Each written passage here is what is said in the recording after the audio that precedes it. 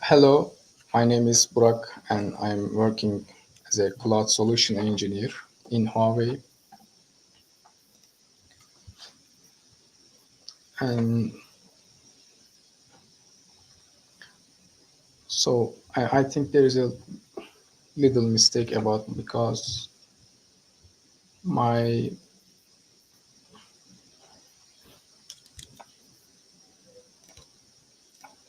okay, the problem is mine.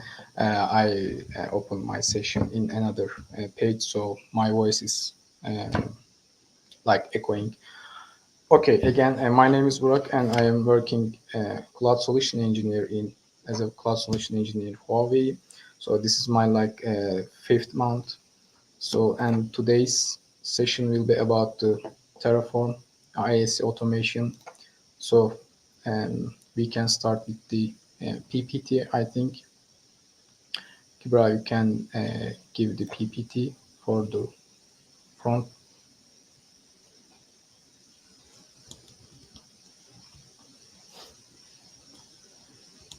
Okay, thank you, Kibra. So, as I said, today's session will be about the IAC automation with the Terraform. And what is IAC automation? What is Terraform? Actually, will start from the beginning. If you don't have any background, any knowledge about these areas, don't worry because we start with from the really beginning. This is a beginner-friendly actually session, and we will actually talk about the mid-level stuffs. So we can start, I guess. What is our flow? Our flow is, of course, start with the what is IAC automation, then IAC automation tools, and today's main session is about the Terraform. And then most of the time we will do demo about the Terraform. It's not a theoretical focused session. We will do some like a 40 minutes demo, but if you can do this demo by yourself, you can actually finish it like a 15 or 20 minutes. So we can start. What is IAC automation? First, what is IAC means? Actually, IAC means is infrastructure as code. Infrastructures actually your maybe your server on cloud, databases, any other things, and this is the infrastructure. Most commonly servers of course. So what is the S code? And let's say with the Terraform, you can code your specifications of your infrastructure. Let's say your virtual machine, your server. You can code it, and then you can manage your servers with the coding. This is actually what Terraform do for us. So infrastructure as code, it's managing and provisioning your computing resources automatically with the machine readable configuration files. So what is automation? Automation is actually it's a simple mean. It has a simple mean. You don't have to do repetitive task again and again because it's time consuming, and of course if you do every steps by manually, you always have a error chance. Maybe you may have mistakes. So with these automation tools, actually we are providing a consistency. What is consistency? Actually don't you eliminate the error possibility. So I can show you with the actual. So this is our Huawei Cloud console, and let's buy a Elastic Cloud server. So we can buy ECS. Don't mind here. I just want to show you the steps of the buying an ECS to compare with the Terraform and manual way, you can see the differences. So for debug an ECS, you need to configure these kind of things, right? And if you even this configuration with the user-friendly interface, it can take some 2 to 3 minutes, maybe 5 minutes. Maybe you forget something,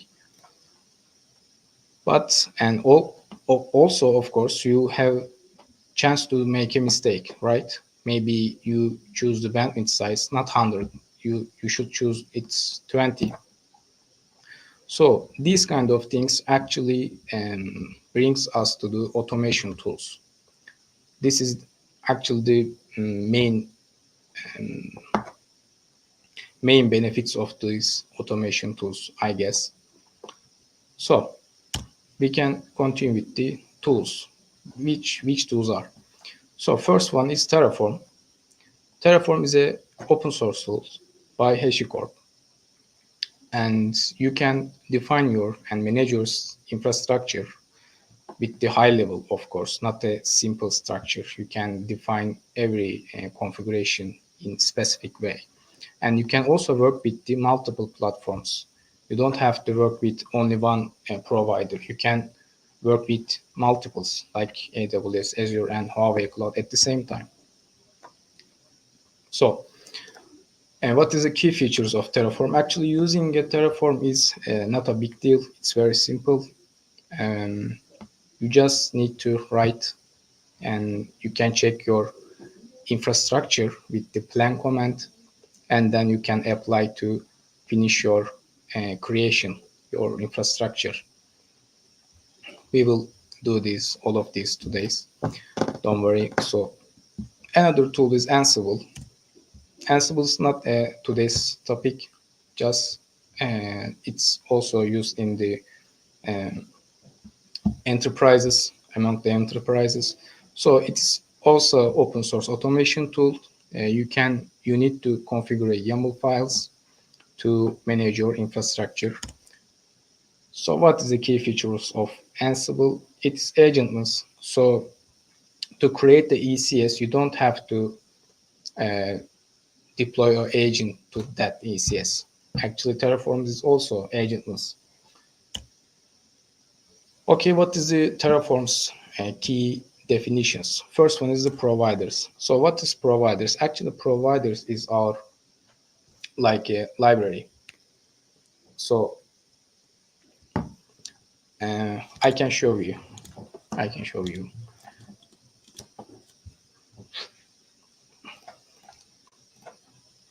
Let's say, okay, this is the Terraform registry page. And in this page, these are the Huawei Cloud provider. This is the provider's path actually. And as you can see, all of the services here is available, and this is the documentation of the provider.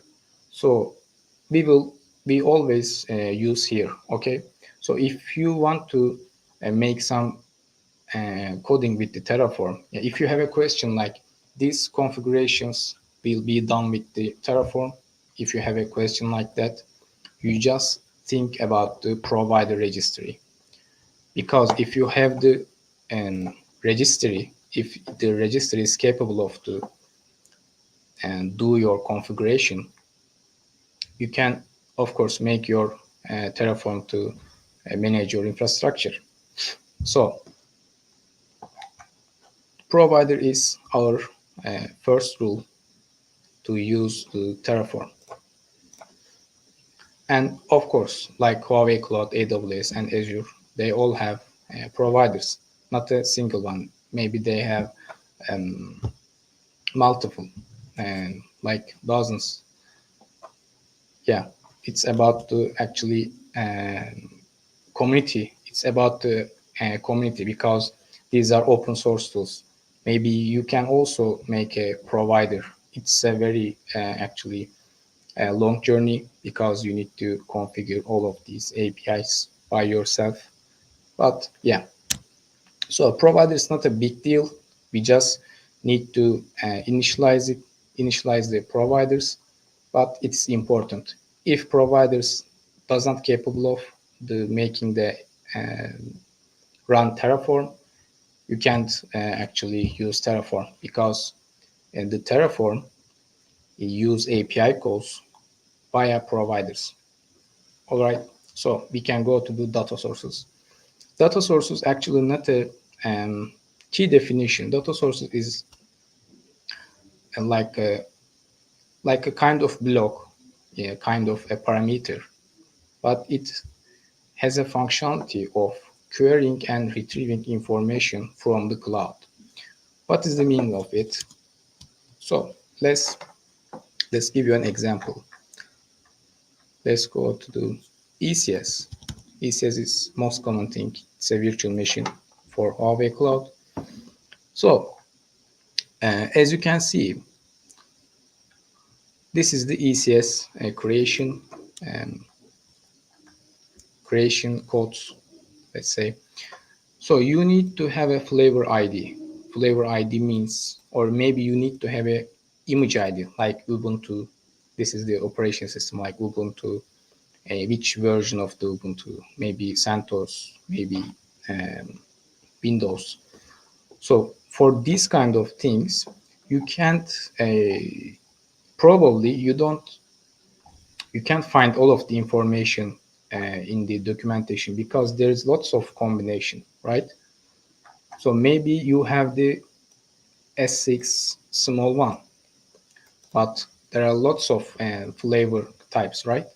So to know these types, to know all of the information, we use the data blocks, which is here.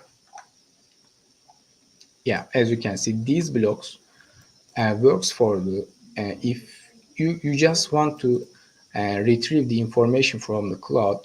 I want a flavor with the 2B CPU and 4 GB RAM size. Okay, and it returns a actually an output from the cloud, and you can directly use for ECS in ECS, right? I don't want to. I don't have to wait the return value of these. You can just use with the data Huawei Cloud Compute flavors. These names, my flavor. This is your specific name. You can give it whatever you want with the IDs, and this uh, actually stands for the indexing. So when you retrieve information from the Huawei Cloud, it returns array. It returns flavor arrays. And when you give these IDs with the 0, you are using the first one of first element of the array. Okay, we will also do this, but the data is actually very important because if you don't know how to use it, you can actually use the Terraform because, as I said, not all of the information, not all of the specification are available in the documentation. So we are going to also use it. And modules are actually the pre-reused and shared packages. Like peoples actually can contribute and create some modules like that. So let's go to the registry here. Yeah, we can browse the providers as well as the modules. And if you check some modules, let's say go to the IAM of AWS, and you can actually go to the GitHub repository. So you can import these modules. As you can see, these are the Terraform files. You can import these modules and use in your project. Yeah. So you don't have to also write the Terraform files from the beginning every single time. You can use the modules. But today's topic, in today's session, we will not use the modules. So, but it's a good to know the modules are the ready to go, ready to use. code packages, right? Like a library. Yeah.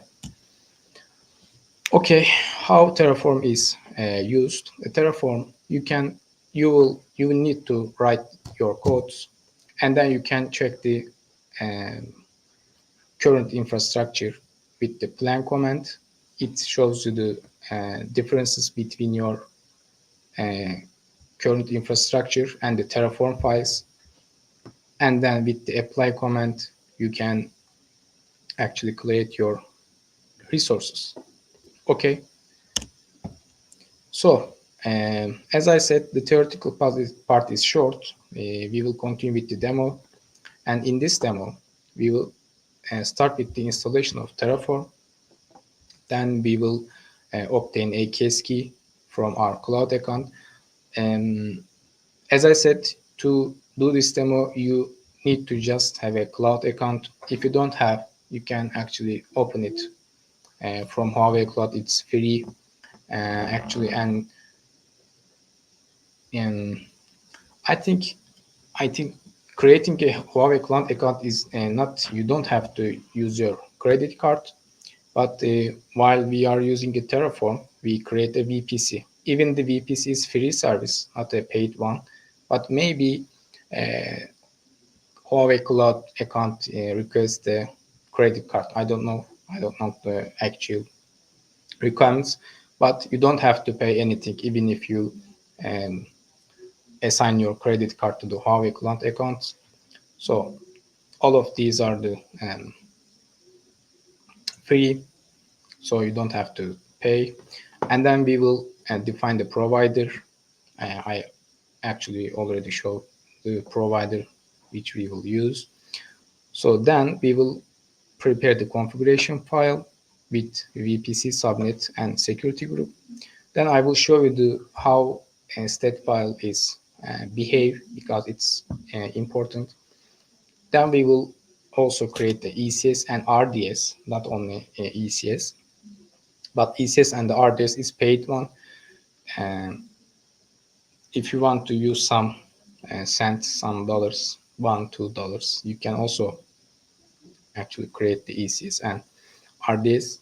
They will not cost you much, but if you already know how to create a VPC, actually you can create all of these sources by yourself, because there is nothing actually changed. Just you need to make a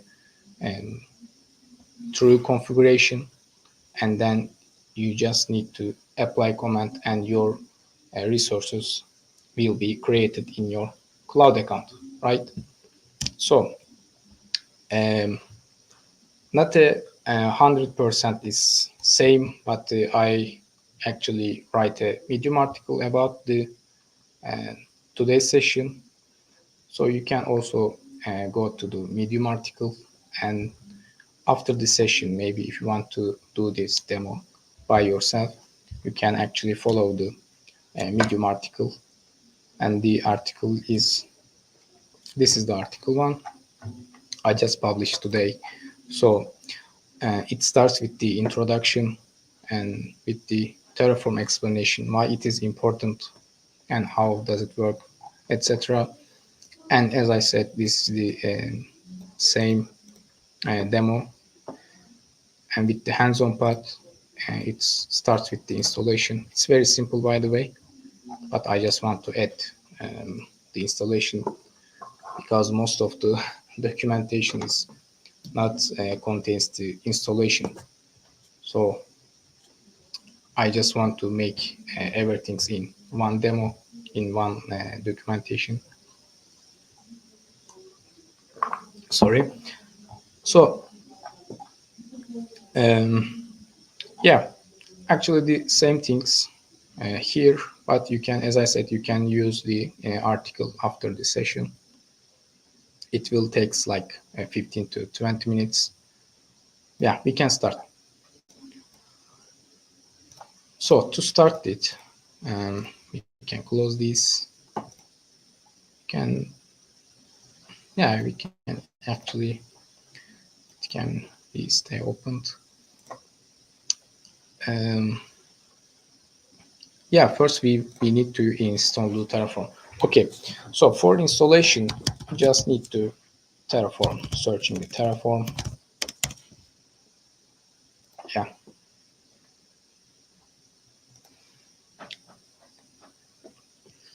And this is the main page of the Terraform, and then you can go to the registry again. Here you can actually browse the registry, but for the download side, for the download, you need to choose your operation system. Mine is Windows with the AMD, and just download it. It's a very simple, very small file, like 26 megabytes. Go to the file location, and then you need to extract it. It says because I already have one. Yeah, yes, to all. Yeah, it extracts like this file. Then I'm not sure, I'm not 100% sure, but you need to just um, run it once. Don't have to do this again, but just run it once. Then you need to copy the path of the file. Okay. Then we will add the file to our actually environment variables. Okay. So go to your environment variables, then click your path double time.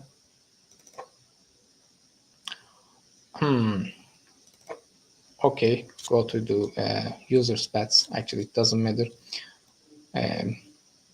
why it didn't open, because I need to use a VPN for using the computer. But now I am out to making this live session. I'm out of the VPN, so most probably it didn't open because I'm not in the VPN right now. But anyway, it doesn't matter. Just click the path, double click it, then add new, copy paste, and now your computer knows where your Terraform is. Okay. After that, with the command prompt, you can control it. As you can see, when I check version of the Terraform, it says you are using the 1.9.3. Sorry. So, but there's a updated version of it. Yeah, but it's not a big deal.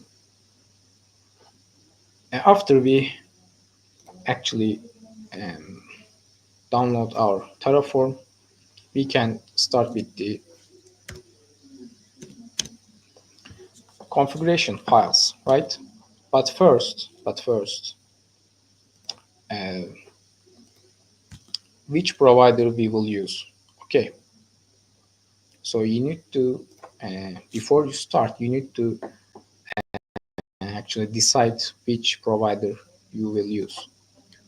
So if you want the development with the Huawei public cloud, you can use the Huawei Cloud. But there are another providers for Huawei. You can check Huawei. Let's search it. Yeah, this is HCS. You can see this is a different path. This is used for private cloud, not a public one. So if you do these configurations by mistake, you cannot use your Terraform for your public cloud, because already, as you can see, the configurations are different.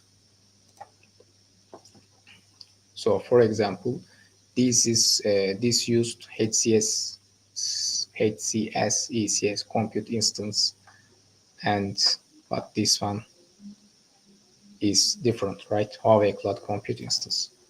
So the providers as I said, this is the essentials point of the Terraform. We will use Huawei Cloud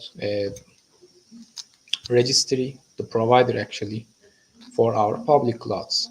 Okay, so also you can search um, Terraform Huawei Cloud documentation. You can also follow this documentation.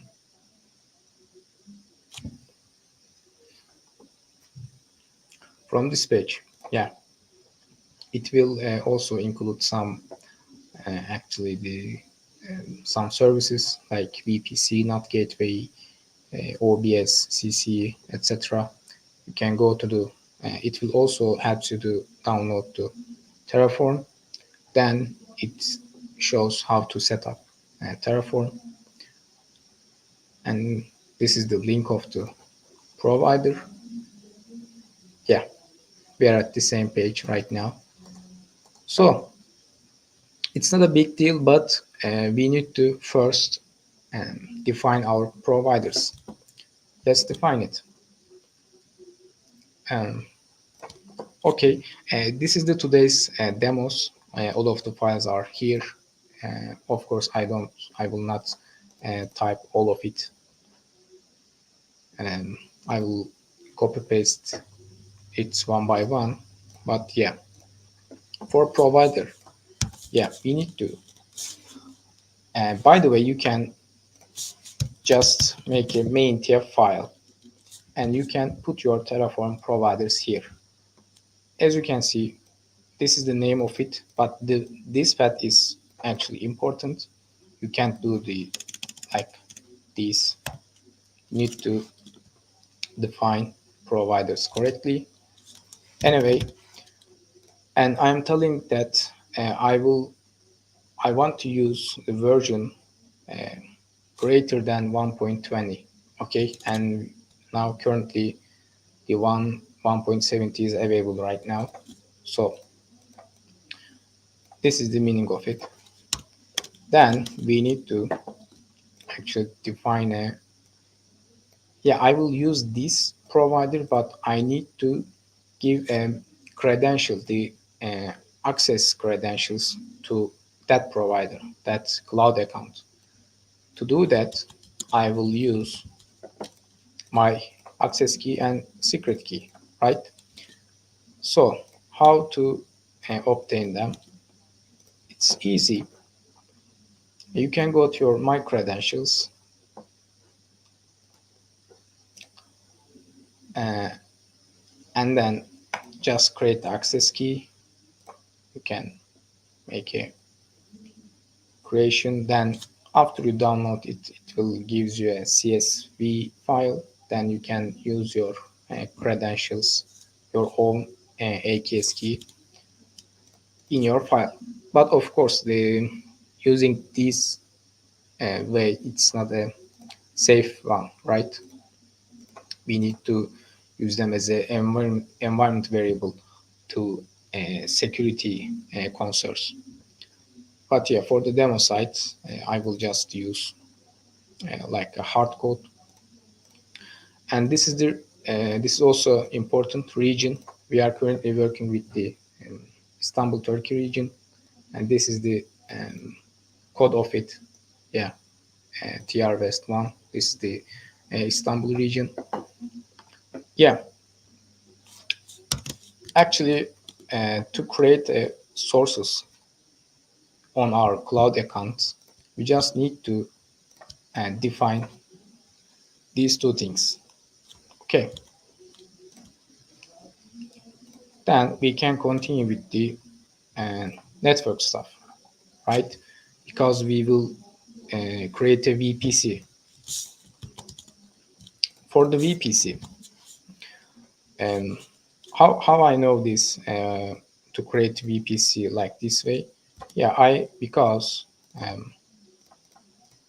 I go to the providers documentation and I am searching the VPC.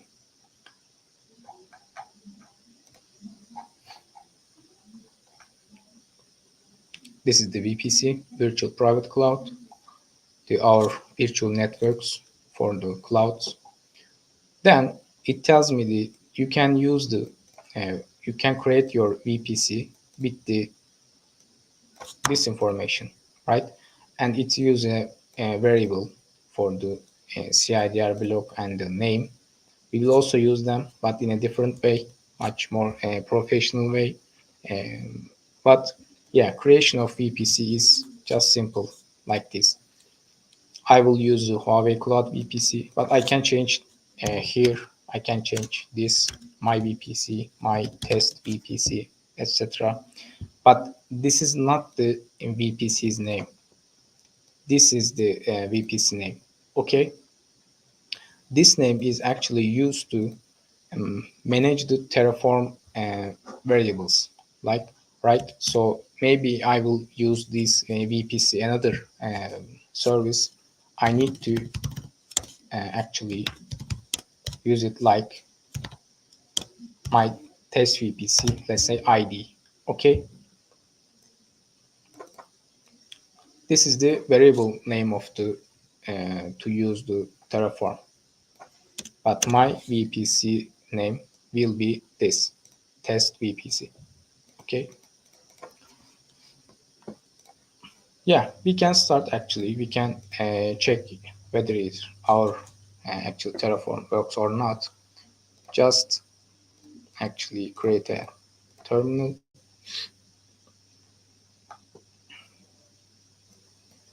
Then we need to initialize our Terraform, because yeah, we configured our providers, but we never initialize them. We just code them, right? It doesn't. It's not enough. We will need to initialize. We need to initialize, and it initializes the backends, provider plugins, and it's communicates with the provider registry here. Why? Because when we start to create a VPC, um, it needs to make an API call, but this information will come from our registry, our provider, right? So as this hashes is about to making a API calls, because it checks the this hash and the registry from the Huawei Cloud API. These hashes is used for the checking the two sites. Actually, um, not a big deal actually, but yeah. Why I'm actually telling this? Because let's say you need to maybe you want to make a creation of random password. Okay, to do that, it asks you to please init Terraform again, because it needs to add another plugins, right? So if you sometimes for some modules, maybe you want to add modules here, maybe you need to use another provider at the same time. Every actually um, after you define any provider, any modules, you need to init your Terraform to actually set up the Terraform environment successfully to create your resources. This is the actually um, main jobs of the Terraform init command. Okay, so then after that we can Terraform plan. Let's see what will be happen.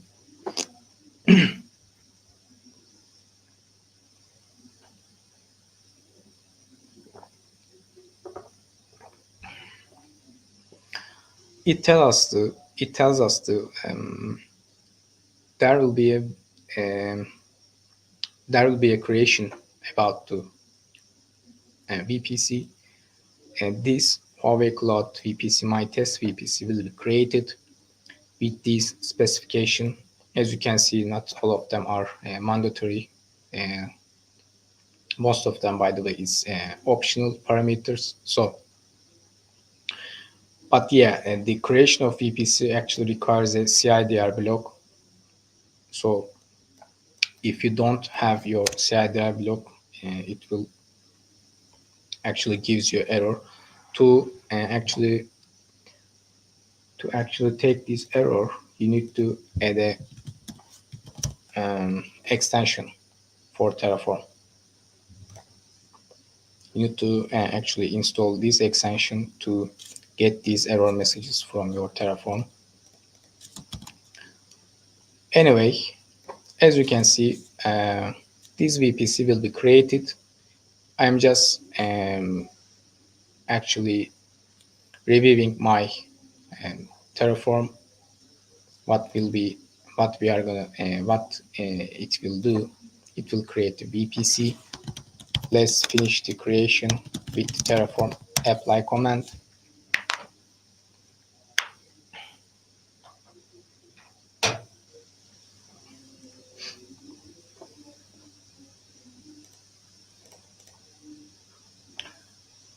Also, apply command shows you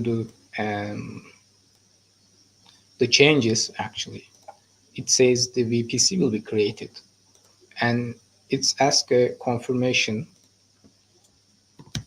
We just say yes, then it creates the VPC. Let's go to our console.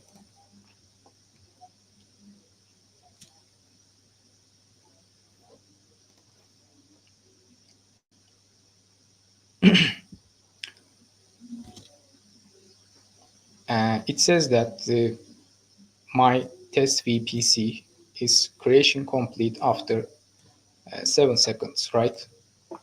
And it gives the resource ID. What is our resource name? It's a test VPC. And as you can see, this is the our VPC created by the Terraform, right? And this is the ID of the Terraform. Also, Terraform actually output the ID of your your resources, your VPC. Okay.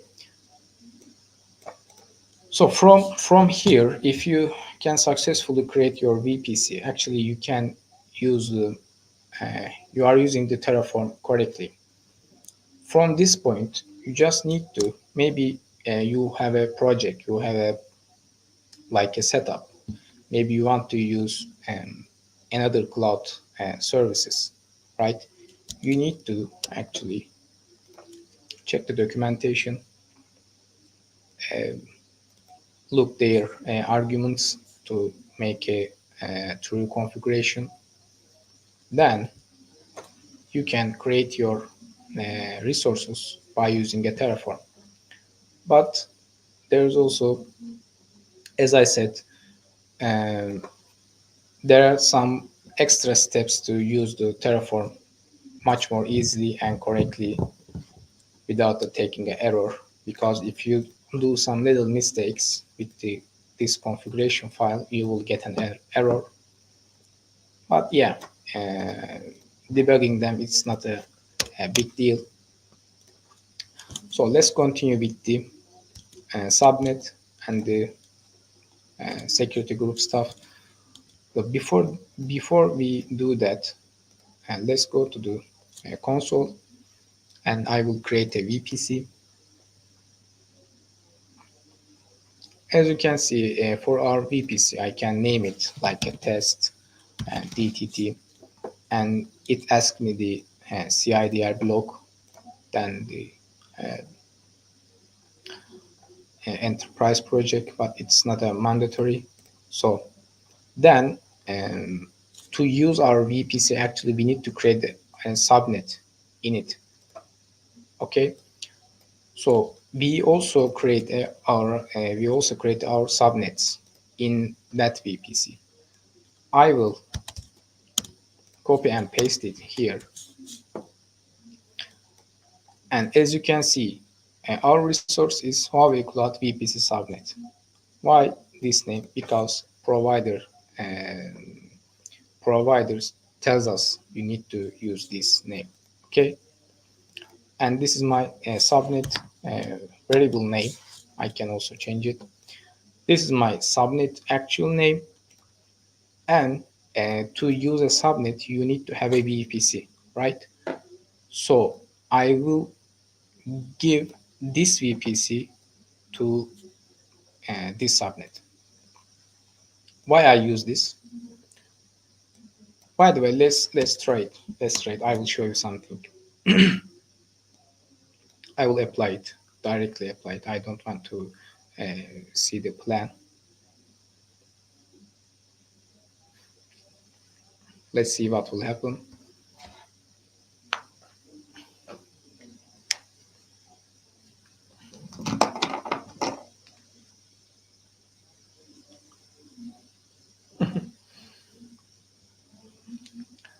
So it tells us,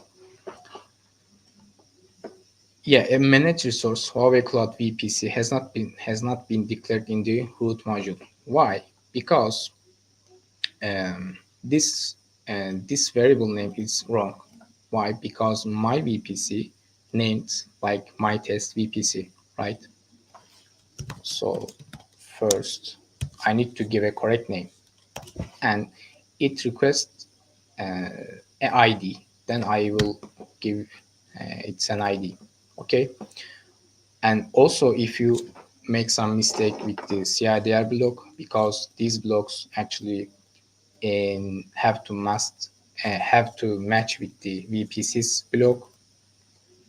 So as I said, these kind of things actually important. Actually, not an important. It's a mandatory, right? So you need to make a configuration. If there is a mandatory configuration, you need to make all of them is true in a right way. Okay. So I will change. I changed the with the variable name correctly, but as you can see, this is not a good way to write a Terraform. I will just split them into the different files to make a much more professional way. So let's create another file like network tf. Why network tf? Actually, it doesn't matter. I can give it a actually random name, but the tf extension name is actually important. .tf is the our main Terraform files. Okay, you can't give another name. So let's continue to network tf. I will copy my network resources to this file, and this is about the provider. I will change its name to a provider tf. Okay, and so and the networking is here, provider is here, and let's add a security group. Security group means actually it actually works to allowing our ports. We can set rules which ports will be open with some specific conditions or not. This is the main job of the security group. And let's edit our network tier file. Yeah, all of them actually similar things. This is the resource name. I can change it, but I can change this one, but I will leave it. And let's actually change these information. But of course, if you want to create two VPCs at the same time, you need to change this name. Okay. If you have two VPCs, you need to give a different name you need to give a different name. Also, you need to make a different name and VPC's actual name on your cloud account. Okay. So naming is important, and if you give a different name, If there is no actually conflict, it will create a new resources, like an actual new resource, nothing extra. So security group is here, and this is the name and description. I think it's optional. I just delete it. Then for the configure the rules, now I'm allowing the 22 ports from the any sources. But as you can see, this role will be applied to do this this given security group, which is this one. Okay, I need to make some actually connections between the resources. So before applying them, I just want to use variables. To use a variable, I need to have a variable tf file. Okay, and this file, I am actually declaring a variable name like environment prefix, and I'll assign its type as a string. And with another file like Terraform tfvars, I will actually give its value. Okay, so environment prefix, and it actually asked me a value. I will use dtt test. Okay, so let's go to our network tf file. I don't want to actually give the name of the resources one by one manually. I will use I just want to use a variable. So to use it, just use this, and our resources will be created with this name. Okay, I think it's true. So we already have a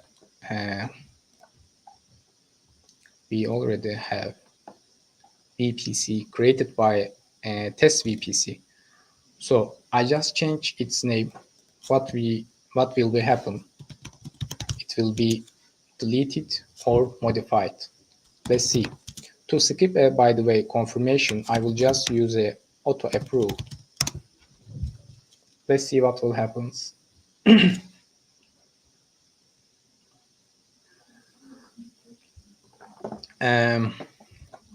As you remembered, I changed its name, so I need to also change the name here. It's a different error. It's not about the other.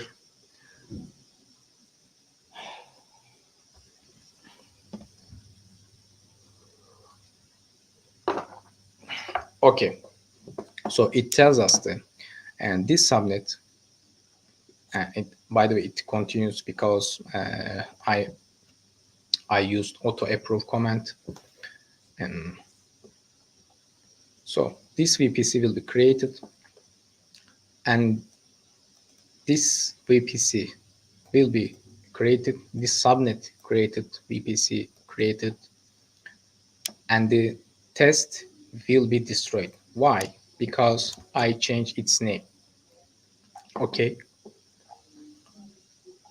and the security group and the security group's rule will be created.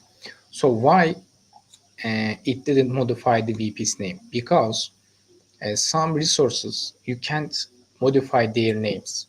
Okay, if you want to create them with a different name, you just need to actually destroy first one, delete first one, then you can create with a different name. So here Terraform actually acts like a cloud account itself. Okay, so there is nothing different here. But sometimes, even if you can change, let's say you can change the VPC names, let's change it. So I can change it like a second here. I can change it, but Terraform actually doesn't act always same with the console side, right? So let's change it again, and yeah, we can continue. So our actual networks and the security groups are done, and to create these, actually it's free. You can also do this demo by yourself without any cost. And I just want to show you some couple things before we go to the ECS part. This is the state file. Okay, when when you create a resources with Terraform, it actually stores the information of your state. What is state? State actually your uh, current state. So how can I explain it? So currently we have VPC, subnet, security group, and security group rule. This is our current state, right? We can also see our resources on the console because we are at currently we have this uh, state, right? As you can see, subnet is here, security rule is also here.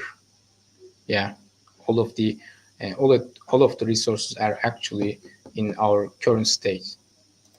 So this state file, it's a um, it's a mirror of your current cloud state, and the backup file is um, one backup file is actually the former state file. Okay, one step ago, actually. So how we can check this? So I will show you. Yeah, actually we can do this. Let's change the security group rule to do. I will allow the port 80. So just apply it. So we will see, as you can see, our state. Right now I can't see because there is a process here, because it will change the state file. Let's wait to the finish apply command. And also you can see it says this security group rule will be replaced. Yeah, it shows you the changes on the console, and as you can see, there is a minus and plus here. It will destroy and create for the replacement.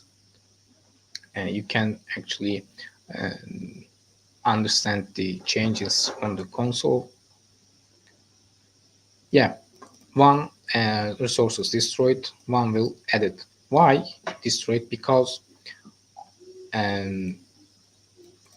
actually this is the how Terraform sometimes it actually works like that. It destroys the former one, and also we don't have actually 22 ports, and in this scenario it's a normal because we don't have a different ports. Let's add 22 also, like SSH here. I will add two rules in my security group. Let's see what will happen.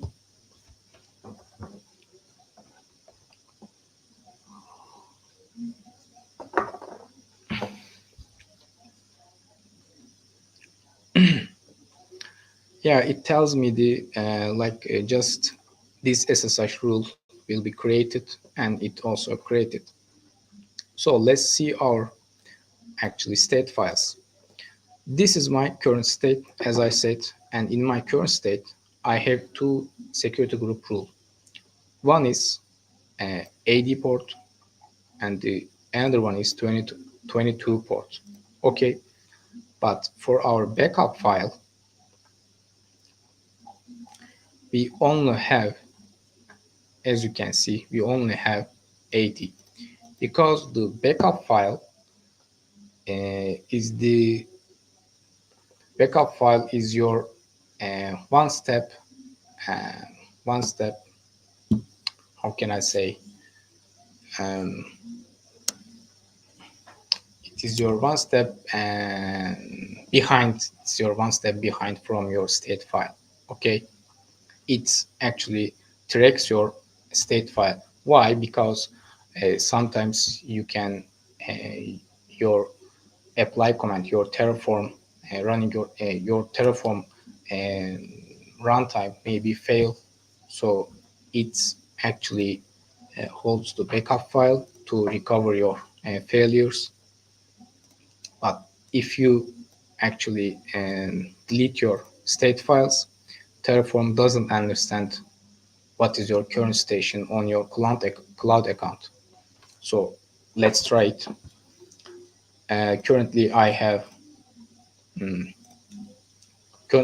this VPC, right? So I will just delete my uh, state files. Then, but as you can see, the VPC is still here. Then I will create a Terraform apply again with no difference. It tells us these resources already.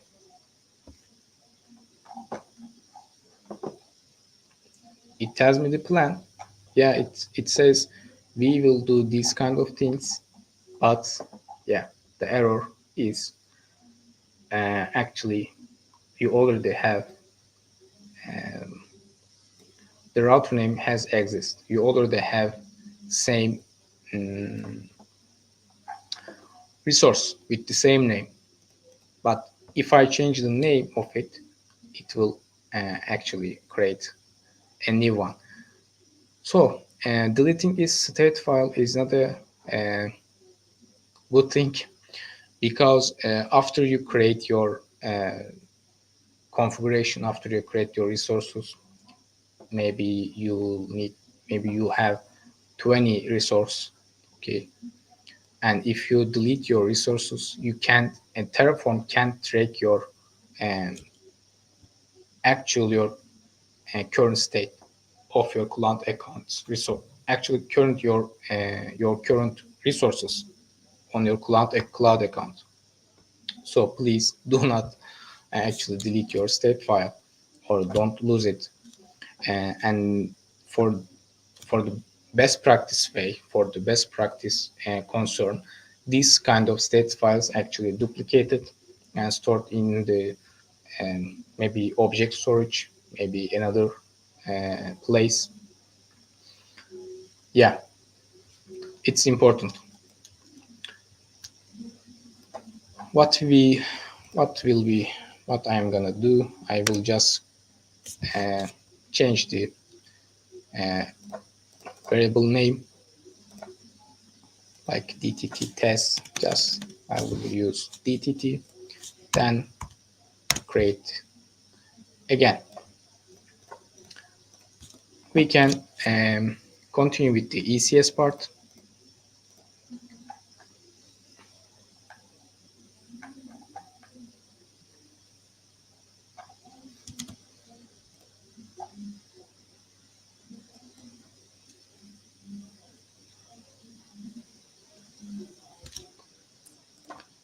To create the ECC, actually, I will also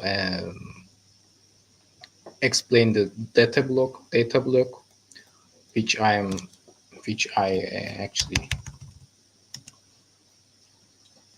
actually explain here data sources. It's important. As I said, we will use it, and we will see how we can use it in an efficient way. Okay, and then with the ECS and RDS creation, we will finish our session.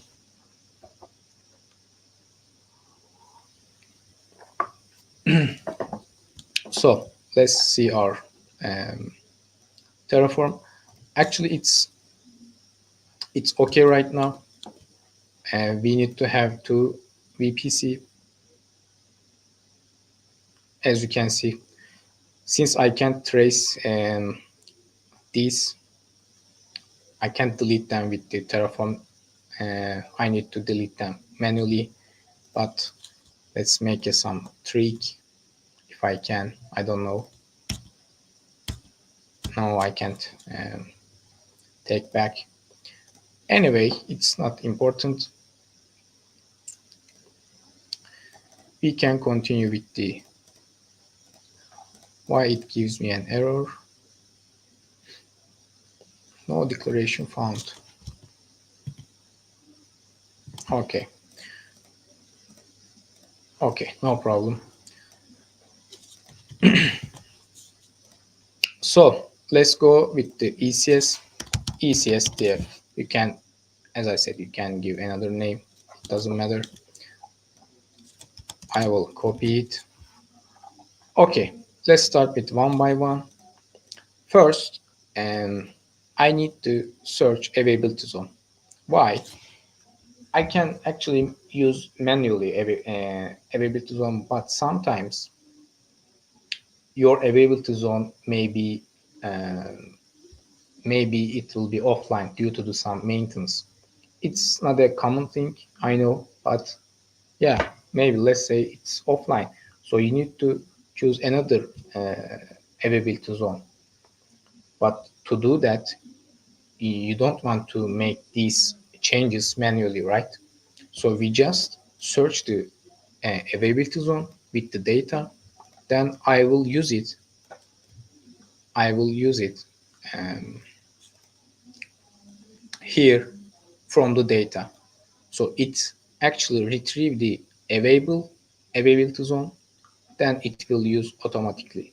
Okay, I don't need to make actually a manual configuration again and again. So just focus on the ECS part.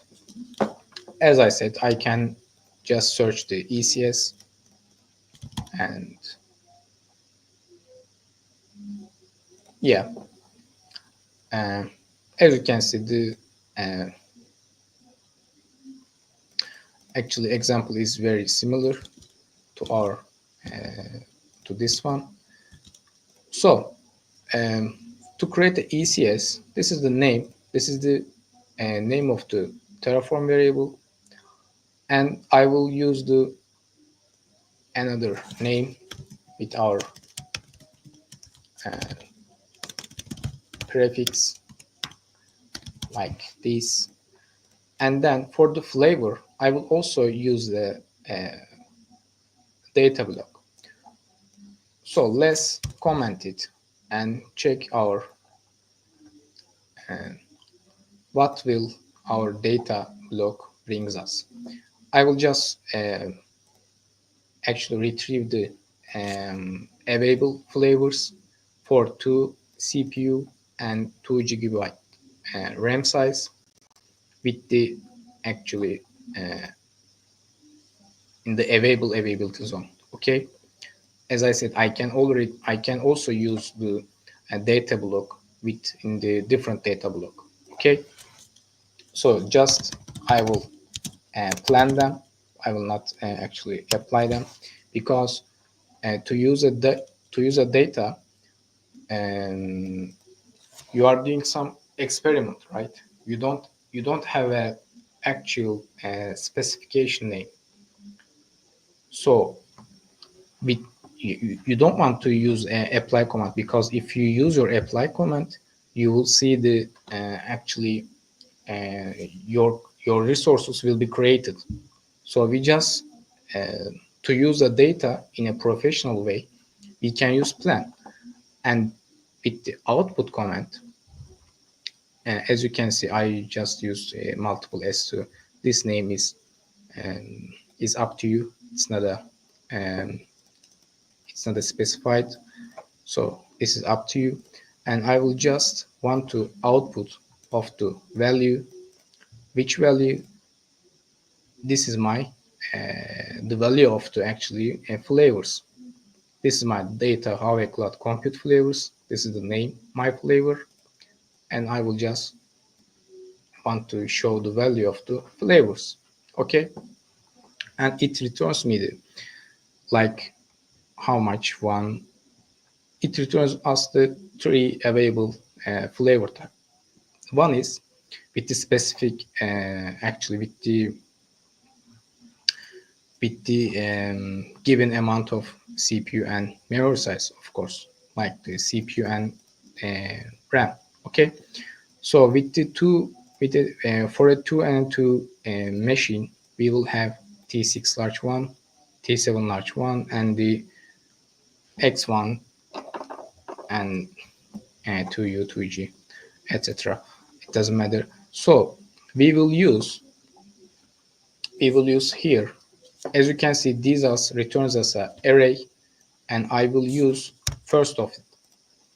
As you can see here, I will use the flavor ID. For a flavor ID, I will use the data, Huawei Cloud Compute flavors, my flavors, and the flavors, but this row means the first one. So in our example, T6 large one will be used. Okay, if I do this one, it will use the second element. This is the same indexing. This is the index wise. Okay, so it actually asks me the ID, then I will return its ID. To use the data, actually, as you can see, there's also data sources documentation. And you can check the documentation to get the right configuration of the flavors. But as I said, not everything's actually written in here. So sometimes you need to make a manual data searching and these kind of stuffs by yourself, but it's not a big deal. As I said, in our example, T6 large one will be used. This is the name of the ECS. For the key pair, actually, this is how we actually access, how we log into our ECS. We can, 1 second. Okay, actually I can use this one. Yeah, key pair is actually different stuff. You can also use a custom password. You can use key pairs. What this will be do? It will create a key pair in your file. Then you can use this key pair to log in your ECS. Actually, I will just change its name, ECS, and this. Yeah, you will see. Don't worry. So for the key pair, I will use my key pair resource for the name. For availability zone, again, I will use data block. For image ID, I can use the Ubuntu ID. How I obtain this information? I can also make some output with the after I search the Ubuntu images. I can output its ID and I can paste it here. But in our console, and we are trying to buy a ECS, and let's, yeah, here it tells me the ID, as you can see, like 034 180. Yeah, this is the same ID. You can obtain these informations from the console itself, but not every time it actually works. let's say for the disk type, it says high IO, but for the Terraform, it's different. Okay, not always it works same with the Terraform and the console side. Yeah, for to solve these kind of problems, you need to data it, or you can you need to data. You can use data directly for a argument value, but you can also output it. You can check the values manually, and then you can give its value by yourself. Then for the security group IDs, this is my security group. This is the name of it. Why I am returning an array? Because security groups actually it's weights your weights from it actually weights array from you. Okay, so for this we just give it in an array like this square parentheses with the square parentheses, right? So for the security group, you can give it in with the square parentheses. For the charging mode, of course, we need to use postpaid for the pay-per-use method. This works for the pay-per-use. Then the prepaid will be this for the actually monthly or yearly cost. But yeah, it will cost you too much money. So just use postpaid for your experiment, for your demo.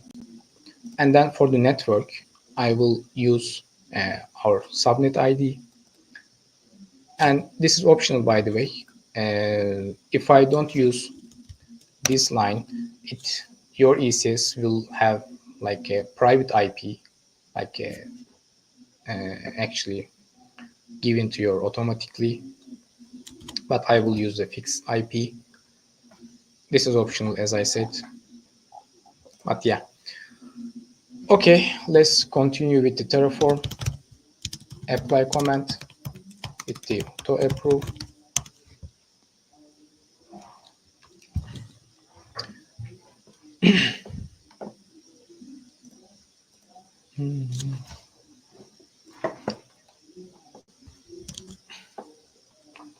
Yeah, it reads our former stuff.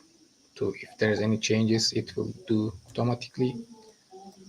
And this is our output comment. Nothing for the plan side. Let's see. As you can see, it uses T7 large one. Why? Because we used second one. If you want to use the first element of array, we need to use 0. But with the 1, we are using the second one. Okay, so this is coming from the indexing logic, let's say. Okay, our ECS is creating. Why? Because it takes like 1 to 2 minutes. Sometimes it's 3 minutes, but we can also check it. It already creates, I think. Yeah, it's already created with the 37 seconds. This is our ECS, our virtual machines. And as you can see, our key pen is here. You can use this to log in your ECS.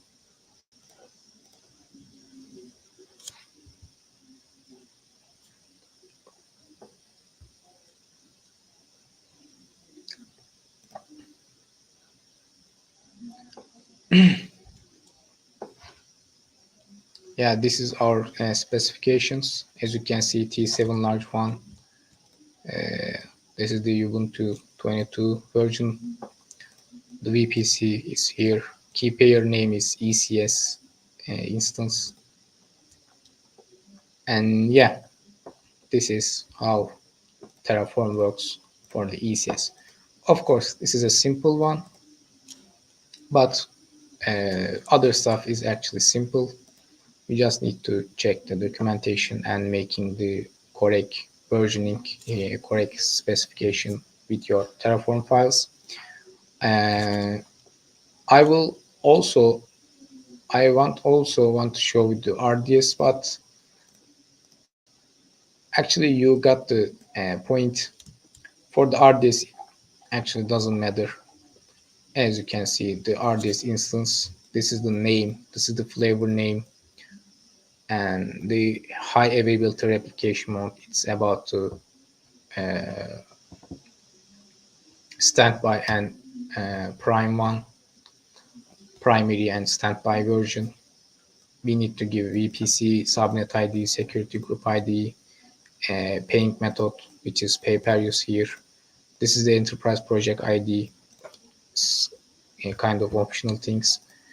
We need to give two availability zone because for primary and standby version, these databases actually when you create this instance, you will have two database server.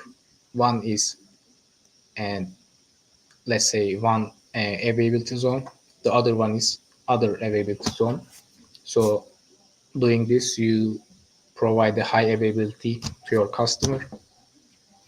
And for the DB information, we are going to use MySQL 8.0 version. And for the password, we create this password up here. And as I said, to use this resource, you need to actually initialize your Terraform from the beginning. And I can also show from here. As you can see, to use this random password method, it needs a different provider from the registry, from the HashiCorp registry, not Huawei Cloud. So to make this enablement, we need to initialize again. But yeah, just initialize it with the terraforming command. Then you can use your providers. And for the volume side, this is the name, size, this is a 30 gigabyte. And yeah, this is for the RDS. I will not run the command. And I just want to show you one more thing. This is our project. And for the Terraform, um, yeah, you can see Terraform state file here. This is our, also you can see the data results here. Yeah, elf flavors. This is the output. You can also see your outputs, your data searches, data here. Yeah, same thing. And your resources like a key pair, like security group. This is your state file. As I said, your current state for infrastructure, for your infrastructure. And I will just make a Terraform destroy, and this command will destroy everything in your state file, in your current state. Okay, let's see what will happen. It says and these resources will be deleted, and as you can see, destroyed. Everything will be destroyed. It's asked a confirmation. I will say yes.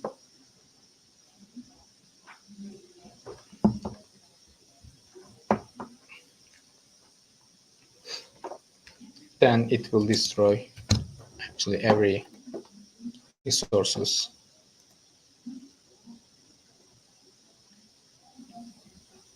Yeah, it's gone.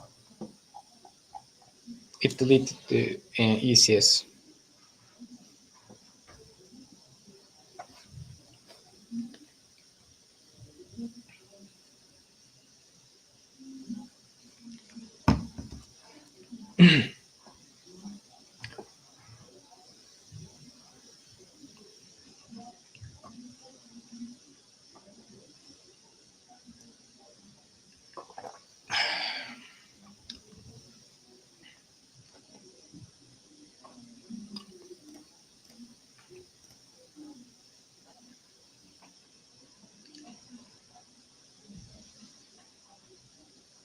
So what will happen?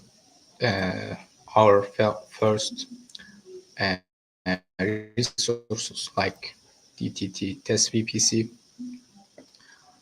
yeah, they will be still they will be still here because we deleted state file, so Terraform cannot track these resources. So you need to have deletion your manually, and it's very boring to do this deletion, because to delete a VPC you need to delete subnet first. It's very time consuming, right? But for the with the Terraform, just the one command. I just use a Terraform destroy, then it destroys everything successfully. So let's summarize our session. Yeah, today's session we talk about IAC automation, IAC automation tools, Terraform, and just a sneak peek, not a detailed theoretical part. But then we make a demo from the installation to the creation of the files. And I just wanted to make emphasize about the data sources and state file. And these two, one is important actually. Actually, the state file is you don't have to do something about the state file, but just don't lose it, because yeah, you need to do all of uh, things from your console manually. Just lose it. Maybe you can actually store it in your object storage, maybe object OBS, maybe AWS S3. It depends to you. And then we look how data blocks actually works, how outputs actually works. Then we will use with the some resources like VPC, security group, and ECS. So thank you for listening to me.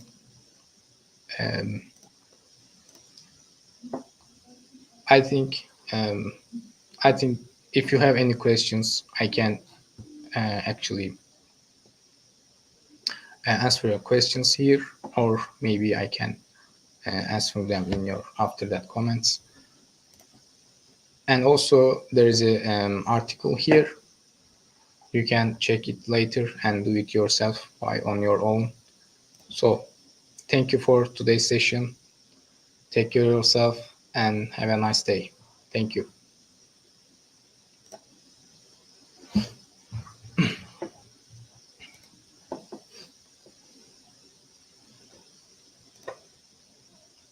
See you later. Thank you.